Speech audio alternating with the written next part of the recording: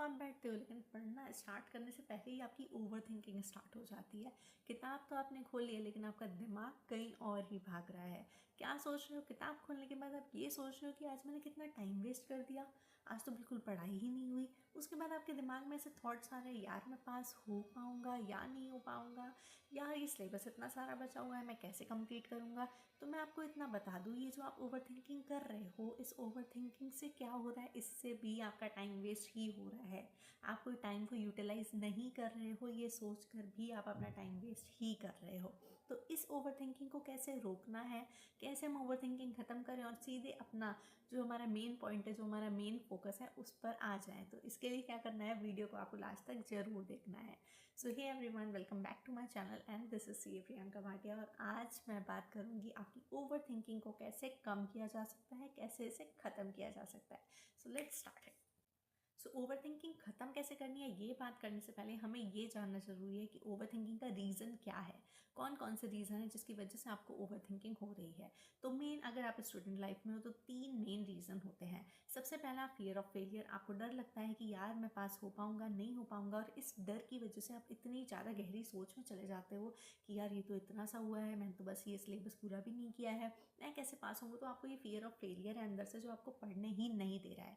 Second होता है आपका जो माइंड है, आपका माइंड पूरी तरीके से ओवरलोड हो चुका है। माइंड ओवरलोड है मतलब इसमें और सारी चीज़ें भरी पड़ी हैं और यहाँ पर जगह ही नहीं है कि आप अपनी स्टडी को यहाँ रिटेन कर पाओगे। इसलिए आप क्या करते हो, आप ओवर थिंकिंग करते हो। और थर्ड मेन रीज़न कौन सा है? थर्ड रीज़न होता है कि माइंड को क्लियरिटी ही नहीं है कि उसे करना क्या है।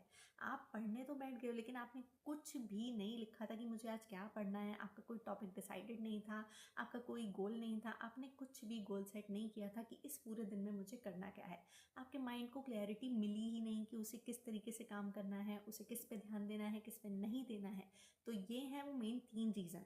आपका कौन सा रीज़न है? क्या आपको फियर ऑफ फेलियर है, या आपका माइंड ओवरलोड हो चुका है, या फिर थर्ड वाला रीज़न है? थर्ड रीज़न क्या है कि आपके माइंड को क्लैरिटी ही नहीं मिल पा रही है, ये ज़रूर बताना। तो ये हो गए हमारे मेन 3 रीज़न। अब इन सारी चीज़ों से बचने के लिए हमें क्या करना है, कैसे हम अपनी ओवर थिंकिंग को कंट्रोल करें और सीधे अपनी पढ़ाई पर लग जाएं। तो बात करते हैं इसकी। मैं आपको कुछ ऐसी टेक्निक्स बताने वाली हूँ जो साइंटिफिकली प्रूवन है और ये डेफिनेटली काम करने ही वाली हैं। आप ट्राई करके देखो, नहीं होता तो प्लीज़ कमेंट सेक्शन में ज़रूर बताना कि नहीं मैम ये टेक्निक काम नहीं करती है। सो फर्स्ट टेक्निक कौन सी है? फर्स्ट टेक्निक ये सबसे ज़्यादा पावरफुल टेक्निक है और आप इसको ज़रूर ट्राई करना। ये टेक्निक है ओवर थिंकिंग को कम करने के लिए हमें क्या करना है। इस टेक्निक का नाम है स्टॉप एंड राइट।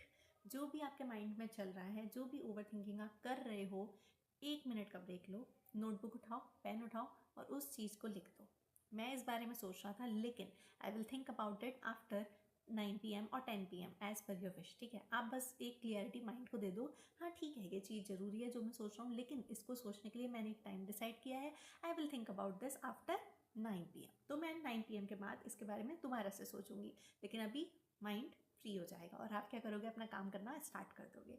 सेकंड क्या है? सेकंड टेक्निक भी बहुत पावरफुल है।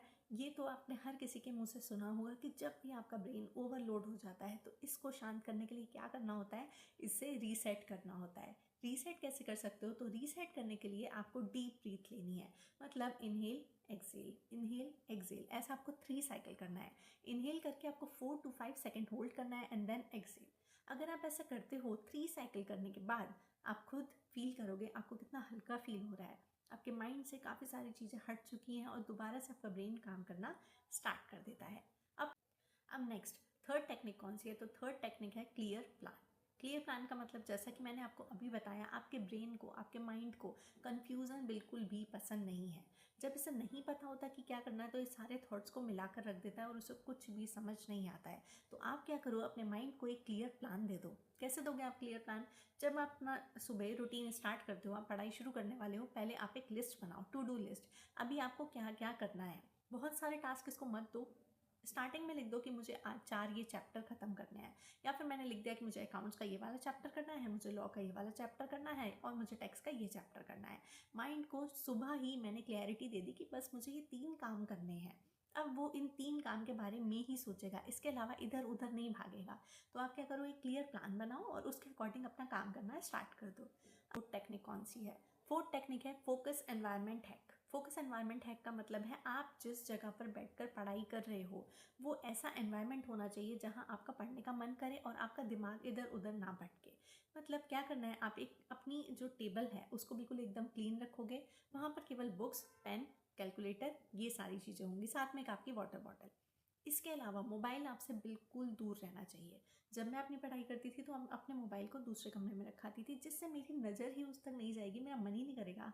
जब मुझे कोई चीज़ दिख ही नहीं रही है तो मेरा क्यों बार बार मन करेगा कि हाँ रील स्क्रॉल कर लेती हूँ, बात कर लेती हूँ किसी से, ऐसा कर लेती हूँ, वैसा कर लेती हूँ। तो ये सारी चीज़ें जो भी आपको डिस्ट्रैक्ट कर रही हैं उनको अपने से दूर रखो और फिर अपनी पढ़ाई स्टार्ट करो।